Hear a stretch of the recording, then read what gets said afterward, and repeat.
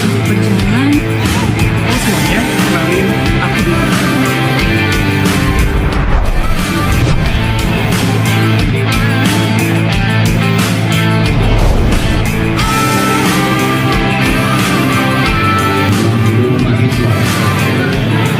Menarik banget ya teman-teman yang soal SKP ini karena memang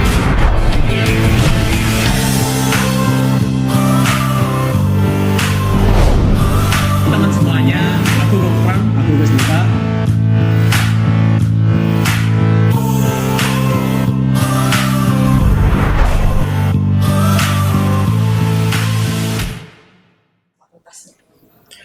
Oke, selamat sore teman-teman mahasiswa semuanya. Perkenalkan, saya Gusti Agung Rahuka Paramahamsa, akrab disapa Gong Pram, dari Fakultas Hukum Angkatan 2023, yang pada kesempatan kali ini menjadi calon presiden mahasiswa nomor urut 3.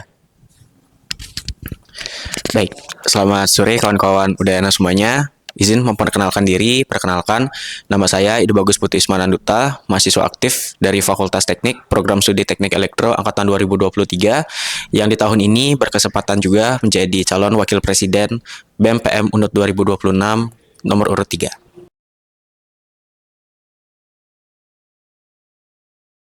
Oke, jadi terkait pertanyaan tersebut, tentunya apa yang menjadi keresahan kita bersama, menurut saya mahasiswa saat per hari ini kehilangan sosok pemimpin di Badan Eksekutif Mahasiswa Universitas Udayana yang tentunya itu menjadi salah satu pegangan penting di BEM-PM untuk bisa bersinergi ke teman-teman fakultas. Tentunya spirit yang kita bawakan di tahun ini itu langkah bakti Udayana yang dimana itu menjadi salah satu cerminan dan juga dari keresahan kita. Pun warna kabinet yang kita bawakan adalah hitam dan biru, yaitu hitam yang kita bawakan artinya ketegasan dan biru artinya kepercayaan. Menurut saya, dua hal itu yang per hari ini hilang di Badan Eksekutif Mahasiswa dan tentunya apa yang menjadi berangkat dari keresahan kita bersama, Badan Eksekutif Mahasiswa per hari ini harus bisa menemani dan juga mengikuti segala hal-hal yang menjadi keresahan mahasiswa. Mungkin itu untuk mengajak Duta juga, kita punya unfinished business istilahnya, ada suatu hal yang belum diselesaikan dan perlu kita selesaikan dengan perfect, perlu kita selesaikan dengan sempurna di tahun depan sebagai seorang pemimpin nantinya dan mendidik adik-adik yang akan gabung ke BEM ataupun menjadi menteri di BEM nantinya. Tentunya dari langkah bakti itu sendiri sebetulnya secara singkat aja kita lebih menggelorakan terkait tentang bersinerginya. Mungkin itu salah satu hal yang menjadi keresahan teman-teman semua, sehingga setiap kita melaksanakan aksi atau melaksanakan gerakan-gerakan tertentu, kita selalu mengupayakan untuk bersinergi dulu ya terlebih utamanya dan mengenyampingkan segala kepentingan-kepentingan tertentu yang memang itu menjadi salah satu hal yang meribetkan lah di antara gerakan-gerakan mahasiswa yang solid. Mungkin itu dari aku, dari Duta. Oke, mungkin dari saya secara pribadi pun mungkin sama seperti Gong Pram jika di langkah bakti Udayana. Namun ada 3 poin utama yang ingin kita bawakan sebenarnya. Kenapa pada akhirnya alasan kita maju itu yang pertama, tentunya kita ingin menyelesaikan terkait dengan baik itu program kerja dan juga hal-hal yang belum konkret bisa dilaksanakan di tahun ini. Itu kita lihat ada banyak sekali, mungkin tadi juga sudah di-mention oleh Gong Pram terkait dengan unfinished business. Itu beberapa hal yang ingin kita mau bawakan di tahun depan dan rasanya kita bisa membawa itu gitu di langkah bakti Udayana. Setelah itu yang kedua, tentunya terkait dengan bagaimana kita ingin melihat bagaimana pemimpin-pemimpin baru di Udayana nanti di angkatan yang selanjutnya, di angkatan mahasiswa baru, itu yang kita ingin proses dan dampingi gitu, sebagaimana kita di BEM itu menghasilkan SDM yang berkualitas dan juga bagaimana kelanjutan dari entah itu organisasi, entah itu hal-hal yang memang ada di Universitas Udayana gitu, agar bisa menjadi lebih baik dan lebih maksimal nantinya secara output gitu. Terus yang ketiga, itu tentunya kita berangkat dari keresahan yang sama, dari hal-hal yang mungkin di tahun kemarin, entah kita membawakan warna dan spirit utama hitam dan biru, itu terkait dengan kepercayaan, dan kita melihat bahwa teman-teman mahasiswa per hari ini banyak yang masih hilang kepercayaannya kepada BEM gitu. Jadi kita ingin membawa kepercayaan itu kembali ke teman-teman mahasiswa dengan visi dan juga misi yang kami bawakan serta program-program yang Asnokara bisa kita jalankan di tahun depan jika terpilih gitu. Mengenai evaluasi apa yang menjadi pelajaran juga di tahun pertama saya dan juga Gus Duta mungkin nanti bisa menjawab juga. Dan di tahun kedua, Mungkin ada hal-hal yang bisa dibilang secara garis besar itu belum terselesaikan. Entah itu aspirasi mahasiswa, entah itu yang berkaitan tentang mimpi-mimpi kita di Badan Eksekutif Mahasiswa terkait event, terkait tentang bagaimana keterlibatan mahasiswa ke Badan Eksekutif Mahasiswa, itu yang menjadi suatu hal yang belum bisa diselesaikan. Nah, tentunya kita juga ingin membawa supaya teman-teman di mahasiswa secara umum yang bukan non-organisasi itu bisa memanfaatkan seluruh fasilitas dari Badan Eksekutif Mahasiswa. Mungkin itu yang belum terlalu terangkul secara banyak dan belum bisa dinikmati lah oleh seluruh mahasiswa. Mungkin itu secara garis besar. Oke, mungkin dari saya izin untuk menambahkan sedikit terkait dengan mungkin evaluasi dan juga hal-hal yang mungkin dirasa kurang di tahun pertama dan juga tahun kedua. Kita sama-sama merasa kenapa pada akhirnya kita menghadirkan buklet dan menghadirkan program-program juga di sana. Itu landasannya adalah beberapa hal yang mungkin ya itu tadi menjadi evaluasi di tahun ini. Mungkin yang paling terasa adalah bagaimana hal-hal yang seharusnya dipatuhi dan juga dilaksanakan oleh teman-teman fungsionaris itu masih belum maksimal. Entah itu dari segi tata kelola, entah itu dari segi harmonisasi, dan juga hal-hal yang mungkin yang paling pertama atau yang paling dekat dulu yaitu dengan internalisasinya dulu gitu. Jadi ini yang mungkin menjadi evaluasi besar bagaimana teman-teman fungsionaris sebelum melaksanakan melakukan program kerja dan bagaimana nantinya berdampak baik itu ke mahasiswa dan juga masyarakat. Itu pastinya kita harus selesaikan dulu di internal gitu. Baik itu secara entah itu nanti akan kita buatkan capacity building ataupun hal-hal yang memang nantinya fungsinya tidak hanya membentuk karakter dari fungsionaris itu sendiri, tapi juga untuk meningkatkan kualitas dari SDM yang ada di fungsionaris internal itu dulu gitu. Jadi itu mungkin yang menjadi poin awal atau pertama kali yang nanti akan kita bangun di awal kabinet gitu. Tadi waktu membahas evaluasi, Bung Pram ada sempat notis soal aspirasi mahasiswa ya. Iya. Mungkin boleh dijelaskan lebih detail lagi apa kendalanya dan mungkin solusi yang mau diperbaiki. Oke, secara aspirasi itu sebetulnya hal-hal yang harian ya, sifatnya harian. Secara aspirasi mahasiswa itu banyak sekali keluhan terkait tentang bagaimana nanti dari, terutama di kementerianku ya, di Kementerian Advokasi dan Kesejahteraan Mahasiswa, itu belum secara konkret bisa menangani suatu permasalahan-permasalahan yang bersifat harian, itu bisa dijawab sebetulnya dengan sistem yang akan dibangun. Salah satunya mungkin di tahun ini yang sudah saya bawakan itu adalah website, di mana pertanyaan-pertanyaan yang sebetulnya menjadi template gitu teman-teman, banyak yang mengeluhkan terkait hal tersebut, itu bisa dijawab dengan satu sistem. Nah, di tahun ini, untuk membuka sistem itu lebih transparan lagi, makanya kita menghadirkan serasi atau sistem aspirasi terintegrasi, sehingga setiap mahasiswa yang melapor itu dia akan tercantum di sana dengan 3 warna. Nah, warnanya itu apa? Merah, kuning, dan hijau.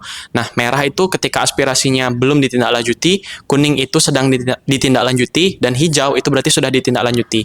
Tentunya nanti di serasi ini akan ada tercantum kementerian apa yang sedang menindaklanjuti aspirasinya, jadi tidak hanya terbatas di kegiatan-kegiatan perkuliahan, tapi ketika teman-teman mengikuti kepanitiaan di BEM dan teman-teman merasa ada suatu hal yang perlu dievaluasi dari kegiatan BEM itu sendiri, maka teman-teman bisa langsung melapor ke serasi ini atau sistem aspirasi terintegrasi, sehingga kementerian yang teman-teman evaluasi programnya itu bisa langsung melihat apa yang menjadi evaluasi dari kegiatannya dan bisa langsung segera memperbaiki dengan menyeting warna-warna tadi. Mungkin kurang lebih seperti itu.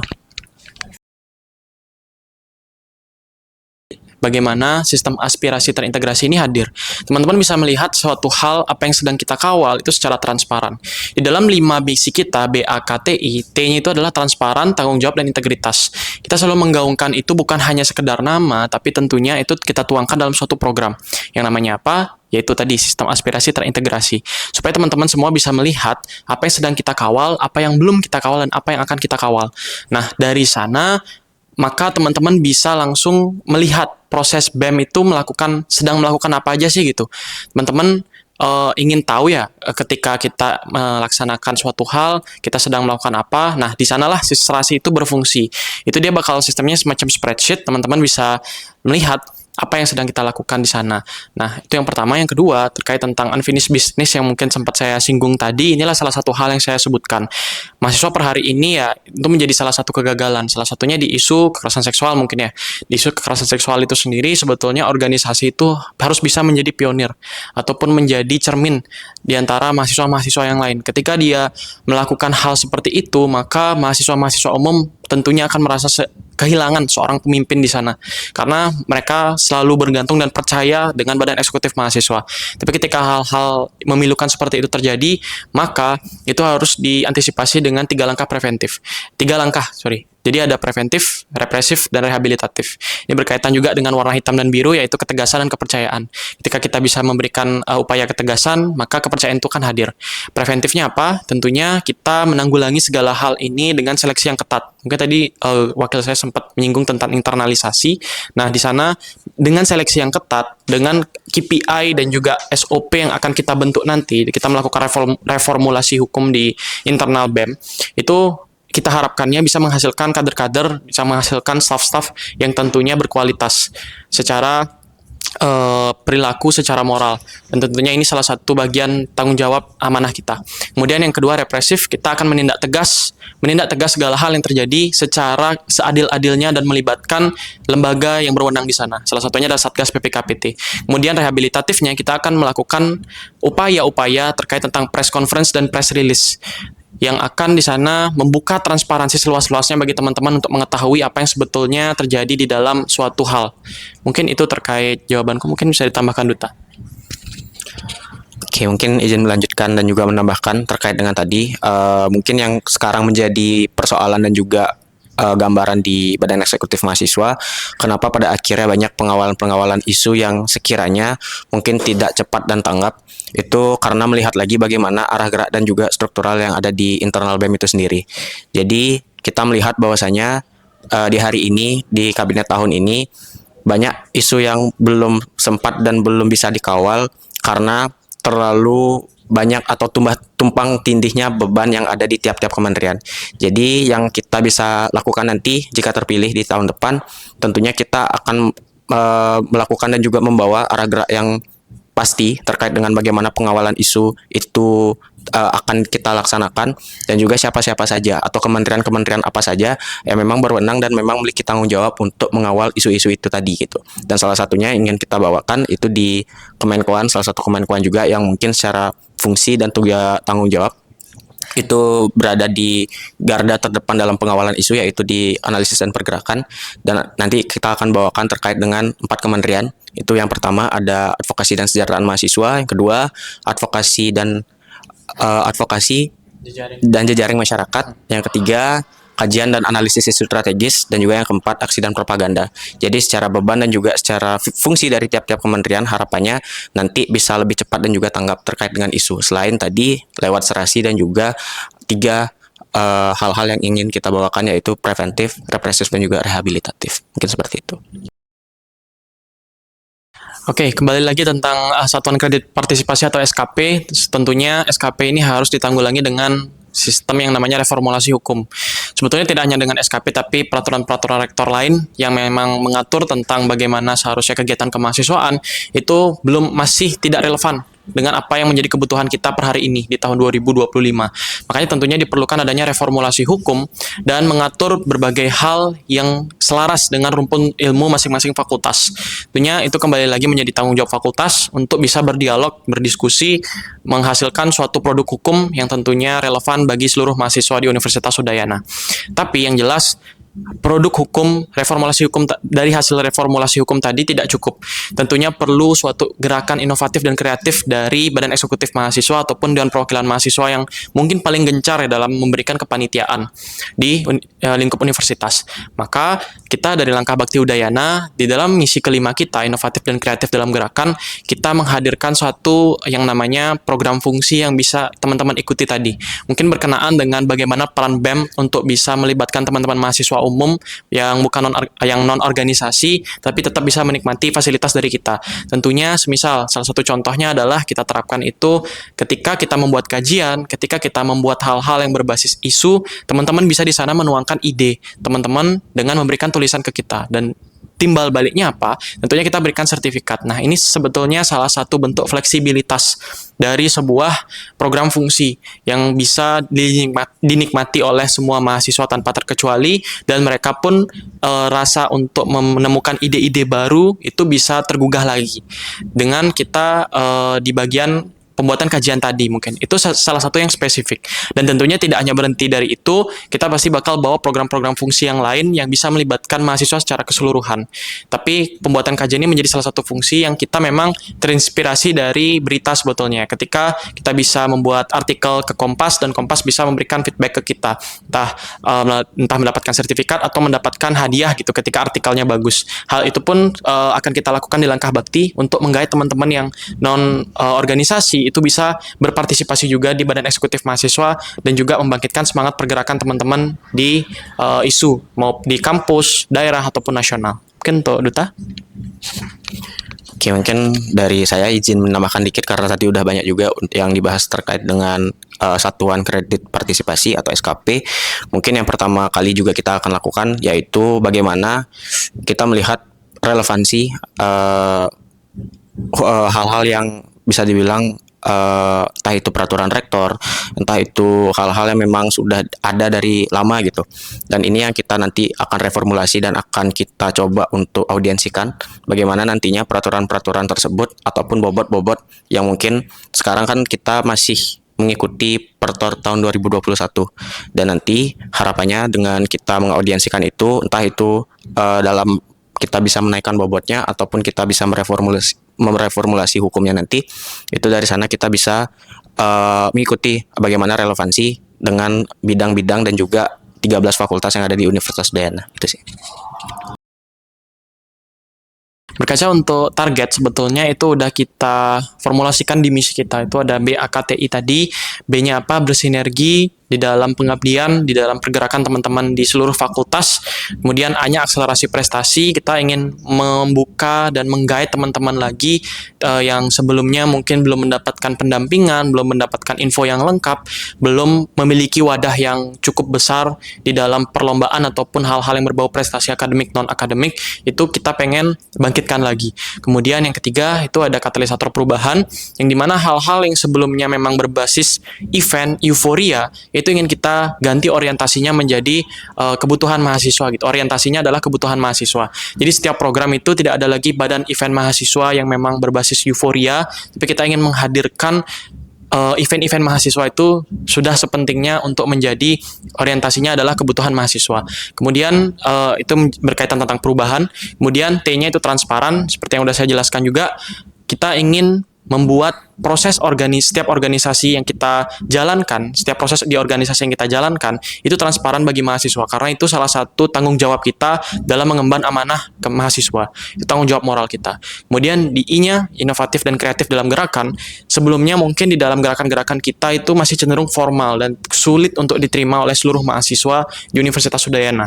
Tapi dengan pengemasan inovatif, kreatif dalam segala upaya gerakan yang ingin kita bawa, tentunya pengemasan-pengemasan ini nantinya akan bisa diterima oleh seluruh mahasiswa di Universitas Udayana. Dan itu kembali lagi menggait marwah, apa yang seharusnya menjadi marwah dari Badan Eksekutif Mahasiswa. Yaitu merangkul mahasiswa dan selalu mengutamakan kepentingan mahasiswa di Badan Eksekutif Mahasiswa itu sendiri. Itu menjadi salah satu marwah di Badan Eksekutif Mahasiswa. Mungkin itu untuk Duta. Oke, mungkin tadi udah dijelaskan juga terkait dengan bagaimana relevansi output yang ingin kita capai dengan misi yang kami bawakan, yaitu lewat BAKTI atau Bakti. Mungkin dari saya secara pribadi tentunya bagaimana nantinya peran dari Badan Eksekutif Mahasiswa dan juga fungsi dari Badan Eksekutif Mahasiswa betul-betul bisa mencapai dan juga bisa sesuai dengan bagaimana kebutuhan real mahasiswa dan juga masyarakat. Dan juga nantinya kita melihat bahwasanya sekarang Badan Eksekutif Mahasiswa itu mungkin tadi sudah sempat di-mention terkait dengan Badan Event Mahasiswa, banyak program-program yang bisa dikatakan sangat terlihat seremonial gitu. Jadi fungsi-fungsi yang seharusnya kita di BEM bisa berikan dampaknya ke mahasiswa dan juga masyarakat, itu justru tertutup dengan program-program yang tadi bersifat seremonial. Jadi tentunya yang pengen kita bawakan itu tadi sesuai dengan kebutuhan dari masyarakat dan juga mahasiswa. Dan pastinya menurut kami juga di Langkah Bakti Udayana, sukses itu bukan tentang banyak atau seberapa banyak program kerja yang kita buat dan juga hasilkan, tapi seberapa besar perubahan yang kita tinggalkan nanti, gitu sih. Oke, kita mulai pertanyaan di sesi 2 ini. Yang pertama, terhitung setelah penetapan nomor urut pada tanggal 6 kemarin, Gung Pram dan Gus Dita sudah resmi dan bisa melakukan kampanye. Nah, kalau dari kalian ini bagaimana dan apa sih langkah dan strategi dalam merangkul suara mahasiswa? Oke, untuk strategi kampanye kita sih sebetulnya memang lebih banyak untuk berdialog turun ke kampus ya, ke 13 fakultas juga untuk ketemu teman-teman secara langsung. Tadi kita juga udah ke kelas-kelas, tapi di samping itu kita juga memasifkan lah pergerakan kita di sosial media. Tentunya kita juga udah launching booklet kemarin, itu isinya adalah visi misi dan dari misi BAKTI tadi turunan programnya apa aja sih gitu, dan spirit utamanya dari setiap misi ini apa sih gitu. Jadi itu juga salah satu upaya yang ingin kita bawakan. Jadi kita ingin membawakan semuanya dengan utuh dan bisa diterima oleh mahasiswa. Tentunya nggak lupa juga konten-konten kreatif, konten-konten yang bersifat komunikatif juga. Mungkin cerita sedikit tentang kehidupan kita antara Gung Pram juga dan juga dengan Gus Dutta juga, memberitahulah apa yang menjadi sepak terjang kita di BEM, apa harapan kita di BEM, itu kita kemas dalam satu bentuk video juga. Dan tentunya pengenalan-pengenalan untuk kita di media cetak itu ada juga nanti rencana sih bakal masang poster-poster juga mungkin di kampus, dan tentunya kita udah masang baliho juga. Oke, mungkin sedikit lanjut. Kemarin waktu kami sempat melihat Gung Pram dan Gus Dutta menghadiri acara diskusi terbuka di kampusnya yang membahas soal KUHAP. Nah, apakah ini juga merupakan salah satu strategi kalian untuk memantik perhatian dan juga merangkul mahasiswa? Kita nggak munafik, itu memang menjadi salah satu hal yang ingin kita tunjukkan kepada teman-teman bahwa nggak harus kok kita ketika memang kita nanti nggak sebagai calon presiden ataupun calon wakil presiden, kita bakal tetap datang gitu. Karena memang dari Badan Eksekutif Mahasiswa itu punya tugas untuk menghadiri ruang-ruang diskusi ini yang perlahan mungkin udah mulai hilang di tugas teman-teman mahasiswa ya. Perlahan itu udah mulai nggak ada lagi forum-forum diskusi seperti itu. Jadi forum diskusi KUHAP kemarin itu cukup membawa angin segar lah bagi teman-teman untuk bisa mengutarakan ide, pertanyaan, di sana juga brainstorming terkait apa yang harus kita lakukan mengenai pengesahan KUHAP kemarin. Jadi itu juga menjadi salah satu cara kita untuk memperkuat barisan, mungkin semisal nanti kita Astungkara terpilih. Mungkin seperti itu. Dari Duta. Oke, mungkin dari saya juga sepakat terkait dengan hal itu, pun juga mungkin ini sebagai upaya juga bagaimana untuk mengembalikan kepercayaan mahasiswa tadi. Istilahnya kita ingin sekali untuk membangun sebuah ruang yang inklusif untuk betul-betul turun ke teman-teman di 13 fakultas. Dan kemarin diskusi terbuka yang membahas tentang KUHAP di kampus NIAS itu mungkin menjadi salah satu contoh ya, menjadi salah satu langkah awal kita juga di Laka Bakti Udayana untuk memperlihatkan bahwa kita juga mau untuk turun dan juga diskusi dengan teman-teman fakultas, berbagi cerita dan juga bagaimana ide-ide yang memang kita ingin bawakan gitu dalam diskusi terbuka, tidak hanya untuk di kampusnya saja gitu, tapi juga untuk diskusi-diskusi entah itu untuk membahas terkait dengan pergerakan ataupun hal-hal yang lainnya. Kita pasti mau untuk datang gitu, walaupun memang posisinya kita sedang mencalonkan diri gitu, tapi tidak menutup kemungkinan kalaupun nanti semisalnya kita pun tidak terpilih ataupun memang kita posisinya tidak mencalonkan diri, pastinya kita juga mau untuk datang dan juga hadir di diskusi-diskusi di 13 fakultas. Mungkin menambahkan sedikit juga, memang karena mahasiswa ini sudah bisa dibilang kenyang ya makan kata-kata manis, tapi kita memang ingin membuktikan bahwa di sanalah cara kita untuk memberitahu ke teman-teman semuanya bahwa kita nggak cuman ngomong doang gitu, tapi kita benar-benar datang dan menghadiri diskusi, mengisi forum juga gitu. Jadi itu salah satu langkah nyata yang memang kita ingin terapkan di Badan Eksekutif Mahasiswa nantinya, ataupun perjalanan-perjalanan lain nantinya juga kita pasti bakal memenuhi dan memenuhi dan juga mengisi lah forum-forum, ruang-ruang forum diskusi tadi sebagai tugas kita sebagai mahasiswa.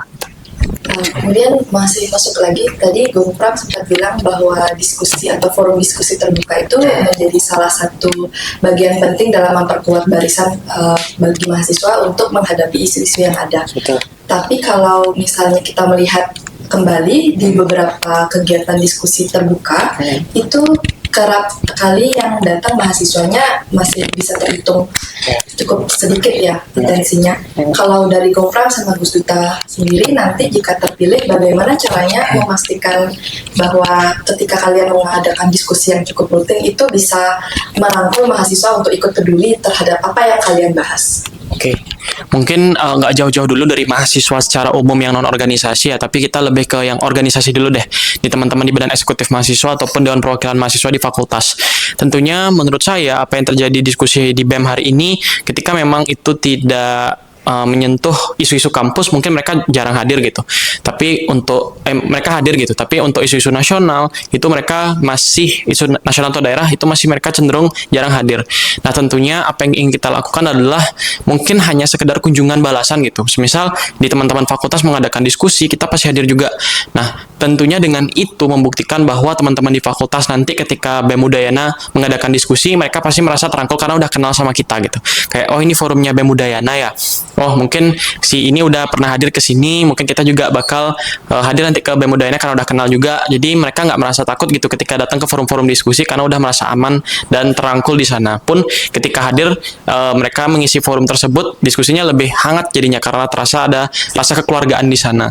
Dan selain itu pengemasan diskusi yang ingin kita hadirkan itu juga lebih bisa mudah diterima sama mahasiswa nantinya. Jadi nggak yang terlalu apa ya istilahnya, nggak terlalu mungkin nggak dikenal sama mahasiswa gitu ya, tapi lebih mendekatkan diri pada nilai-nilai yang memang sering mereka lihat gitu. Misal kayak kita bawakan meme atau apa gitu yang kayaknya lebih relate gitu, mereka kadang-kadang terasakan dengan hal-hal yang lucu gitu. Jadi mereka kayak tertarik juga melihatnya, dan mereka juga pastinya nanti lebih tertarik juga untuk hadir kalau melihat hal-hal yang lebih terkenal lah, atau melihat hal-hal yang lebih teridentifikasi gitu sama mereka. Mereka pasti cenderung kayak bolehlah coba hadir gitu, siapa tahu dapat teman juga. Itu mungkin salah satunya untuk merangkul mahasiswa yang non organisasi nanti. Itu harus dibangun secara pelan-pelan gitu. Ketika kepercayaan itu timbul, kembali lagi hitam dan biru yang hilang di tahun ini itu harus bisa dibangun kembali di tahun depan, dan perlahan ketika kepercayaan dan ketegasan itu mulai dibangun kembali, saya yakin mahasiswa non-organisasi pun juga akan menghadiri dan meramaikan diskusi kita, baik itu nanti offline ataupun online juga diskusinya. Mungkin lebih fleksibel juga sih kita mau ngadain diskusi-diskusi seperti itu. Masih menyambung sama serasi, soal program serasi. Kalau melihat ke belakang di beberapa isu kampus yang menuai kontroversi atau beberapa permasalahan yang terjadi itu, mahasiswa sempat mengeluh di kolom komentar itu kalau mereka beberapa kali sudah sempat melaporkan ke BEM, tapi kurang mendapatkan responnya. Dan tadi juga Gopram dari Adkesma sendiri sempat bilang ada beberapa aspirasi yang mungkin belum bisa terserap dengan baik keseluruhannya.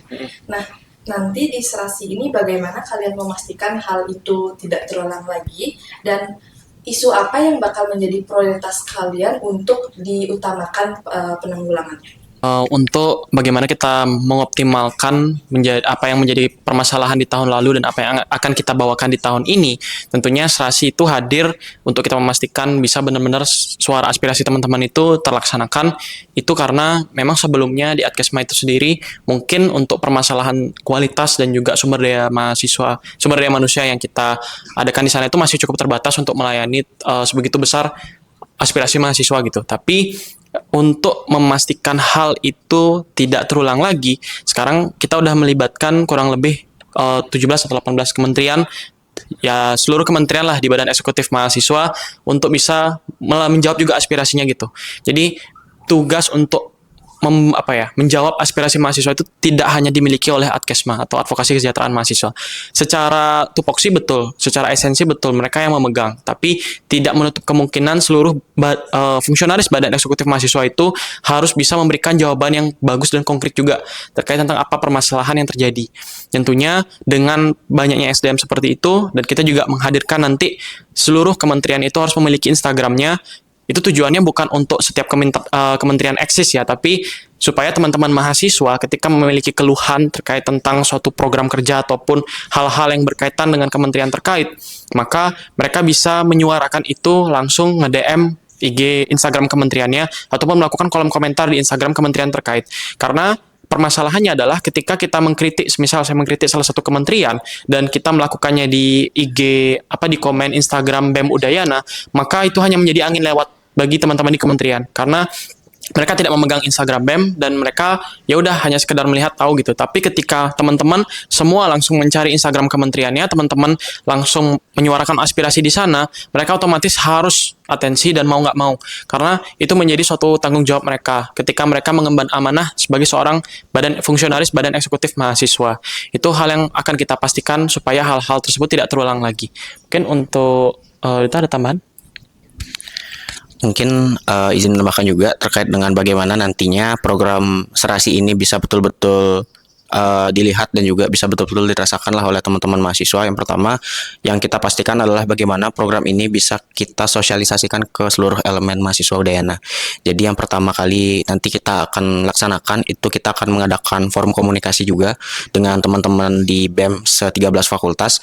Nanti kita akan sosialisasikan dan diskusikan juga dengan teman-teman fakultas bagaimana program serasi ini hadir, dan juga nanti teman-teman fakultas harapannya bisa membantu dalam mensosialisasikan itu di 13 fakultas atau di fakultas masing-masing, dan pun juga tidak hanya teman-teman BEM tapi juga teman-teman di UKM, teman-teman juga di paguyuban, forum agama ataupun organisasi-organisasi lainnya, agar nantinya secara sosialisasi dan juga ketahuan oleh teman-teman mahasiswa terkait dengan program serasi ini bisa jauh lebih masif lah. Itu kan juga yang ingin kita dorong adalah bagaimana BEM itu menciptakan ruang transparan ya ke teman-teman mahasiswa. Jadi itu yang kita ingin bawakan, dan juga bagaimana nanti meningkatkan awareness agar teman-teman mahasiswa tidak hanya saat ada isu atau saat ada beberapa hal aja baru buka program kita, tapi untuk bagaimana beberapa isu dan juga beberapa hal-hal yang ingin diaspirasikan oleh teman-teman mahasiswa itu betul-betul bisa dipantau oleh mahasiswa mungkin setiap hari atau setiap minggu gitu. Saya sedikit mengulang kembali pertanyaan di akhirnya ya. Tadi sempat kami tanyakan mengenai dari serasi ini nanti isu apa yang bakal menjadi prioritas jika misalnya di serasi ini ada banyak keluhan. Tentunya isu-isu yang menjadi prioritas itulah isu-isu yang kita takar ya skalanya mungkin yang paling banyak. Mungkin kan nanti di serasi itu kan bakal ada nih, pasti nggak menutup kemungkinan ada isu-isu yang sama gitu. Nah tentunya isu yang selalu berulang sama yang memang diutarakan sama teman-teman itu yang bakal kita prioritaskan juga salah satunya. Dan tentunya untuk melihat bagaimana kebutuhan akan suatu isu itu biasanya kita takar dari mana kebutuhan teman-teman di masing-masing fakultas gitu. Misal nanti ada berbenturan permasalahan fasilitas sama permasalahan kegiatan gitu, permasalahan penggunaan ruangan gitu misalnya. Nah, yang mana kita dahulukan adalah permasalahan perbaikan fasilitasnya gitu ketimbang perbaikan ruangan. Dan tentunya nggak cuman bukan perbaikan tapi penggunaan ruangan gitu. Tentunya nggak cuman berbatas di sana, dan beberapa isu-isu yang memang tentunya berbasis skala besar gitu. Teman-teman mahasiswa semakin banyak yang melaporkan, itu akan menjadi prioritas kita juga gitu. Jadi warna merah, kuning, hijau itu juga nanti mungkin akan menjadi salah satu indikator lah untuk mengetahui bahwa isu ini yang paling udah hijau gitu. Udah hijau berarti artinya ini udah harus segera gitu. Udah harus segera untuk ditangani oleh kementerian terkait. Mungkin seperti itu. Kita berbasis skalanya aja sih sebenarnya. Skala. Tapi kalau dari Gopram dan Goptuta sendiri, terutama Gopram sebagai Akesma, sejauh ini melihat isu apa sih yang paling penting untuk dibahas dan diberikan solusinya? Oke, kalau untuk isu yang sekarang itu ada SKP yang pertama, itu yang salah satu yang kita kawal juga. Kemudian ada masalah PTNBH, itu salah satu permasalahan dari tahun ke tahun sebetulnya, tapi kemungkinan besar itu akan menjadi udah beritanya udah banyak nih di IG Instagram universitas gitu. Mungkin kemungkinan akan itu juga. Kemudian ada permasalahan sport center, kebutuhan teman-teman di UKM juga. Beberapa kemarin kita sempat wawancara beberapa UKM sama teman-teman di Fakultas Kelautan dan Perikanan. Kemudian permasalahan perjanjian kerjasama kemarin juga menjadi salah satu isu prioritas. Jadi isu yang memang diutarakan sama teman-teman secara masif gitu, skala masif. Oke, lanjut. Mungkin ini sedikit berbeda ya. Sedikit balik menengok perhelatan pemilihan tahun lalu, di mana paslon 1 cukup khas dengan kemeja kotak-kotak warna merahnya. Dan pada tahun ini kalian sebagai paslon 3 juga maju dengan pola baju kotak-kotak, pola yang sama tapi warna yang berbeda. Nah, apakah dari kalian sendiri ada menyampaikan pesan politik atau mungkin ada makna lain di balik meja kotak-kotak yang kalian pakai? Oke, sebetulnya nggak ada sih suatu hal secara spesifik kita merencanakan untuk pakai baju ini. Kebetulan memang nemu ini bagus, warnanya cocok juga hitam sama biru di Uniqlo juga. Ya udah, kita ambil yang ini gitu. Tapi kalau semisal untuk secara pesan politik sih nggak ada secara spesifik ya kita menyampaikan sesuatu gitu. Lanjut ke pertanyaan berikutnya. Untuk dari kalian sendiri, bagaimana kalian memandang peran dari pers mahasiswa di lingkungan kampus? Oke. Jadi pers mahasiswa itu bisa dibilang banyak orang yang bilang ini ya, pilar keempat demokrasi gitu. Kalau ada eksekutif, legislatif, sama yudikatif, maka pers itu harus membagi dan menjaga peran ketiga lembaga ini di dalam melaksanakan tugas pokok dan fungsinya. Nah, apa yang seharusnya menjadi persoalan transparan itu salah satu permasalahan besar ya bagi orang-orang di lembaga gitu. Nah, makanya selain kita juga nanti di internal menggelorakan transparan gitu, teman-teman pers juga harus mengkawalnya dari sisi eksternal. Nah, tentunya hal itu yang akan menjadi bisa dibilang sahabat kita lah dalam menggaungkan transparansi untuk perwujudan lembaga yang lebih demokratis, lembaga yang lebih menjadi sosok kekeluargaan bagi teman-teman mahasiswa, lembaga yang lebih merangkul teman-teman mahasiswa. Mungkin itu bentuk pers. Jadi teman-teman pers itu memang sangat penting perannya untuk bisa mewujudkan lembaga yang lebih transparan dan merangkul teman-teman yang mungkin punya selera untuk membaca berita gitu. Biasanya ada yang memang suka hanya melihat meme, scroll ataupun melihat postingan-postingan tertentu, tapi teman-teman pers ini selalu memberikan hal-hal itu secara utuh dan lengkap gitu. Mungkin ingin kepada teman-teman yang ingin tahu beritanya secara lengkap dan utuh itu biasanya melalui media pers itu sendiri. Mungkin itu dari itu. Oke, mungkin berbicara juga tentang pers, mungkin tadi juga udah banyak yang disampaikan sama Bung Pram. Mungkin kalau dari saya izin menambahkan sedikit aja, teman-teman pers itu mungkin jadi salah satu teman dan juga organisasi yang sangat penting, entah itu dalam pengawalan isu dan juga terkait dengan bagaimana hal-hal yang memang sifatnya entah itu program ataupun hal-hal yang memang cukup harus masif lah untuk dikawal gitu.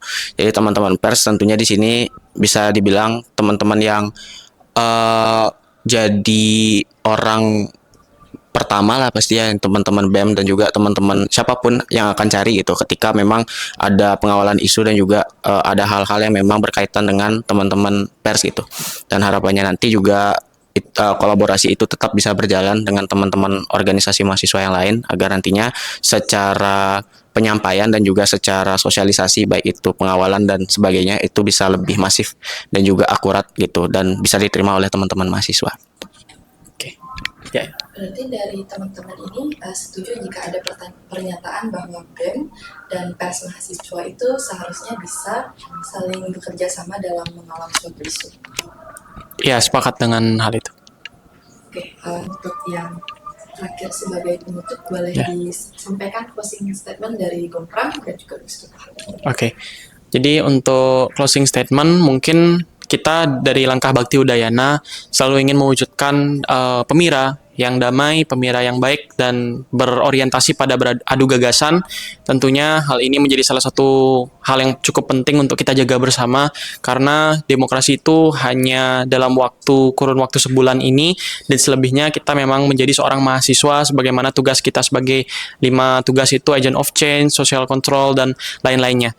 Nah, tentunya hal itu menjadi salah satu dampak besar nantinya ketika kita mewujudkan demokrasi yang kita impi-impikan untuk bisa melanjutkan nanti ke adik-adik ketika mereka berkontestasi, kita meninggalkan legacy yang baik lah, legacy yang mereka bisa ikuti, legacy yang tentunya menjadi contoh untuk teman-teman nanti di tongkat estafet kepemimpinan selanjutnya. Tentunya kami juga di Langkah Bakti Udayana tidak bosan-bosan akan selalu menggaungkan misi kita itu di BAKTI tadi untuk membuat teman-teman semuanya tahu dan aware terkait tentang Badan Eksekutif Mahasiswa itu tidak hanya dimiliki oleh 1 atau 2 kelompok, tapi dimiliki oleh mahasiswa Universitas Udayana secara bersama.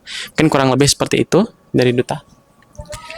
Oke, mungkin juga berkaitan dengan bagaimana kontestasi pada Pemira tahun ini, melihat juga bagaimana partisipasi dari teman-teman mahasiswa yang mungkin masih minim dan juga masih banyak yang belum tahu terkait dengan Pemira, dan harapannya lewat sosialisasi kita tadi, baik itu lewat sosial media ataupun dengan kita memang betul-betul turun ke fakultas dan bertemu dengan teman-teman mahasiswa, harapannya demokrasi ini bisa jauh lebih menghasilkan banyak partisipasi dari teman-teman mahasiswa, bagaimana teman-teman nanti bisa memilih pada saat Pemira lah, untuk bagaimana tidak untuk memilih pemimpin yang memiliki program kerja atau hal-hal yang lain gitu, tapi tetap dengan satu tujuan, yaitu untuk Udayana yang lebih baik. Mungkin itu.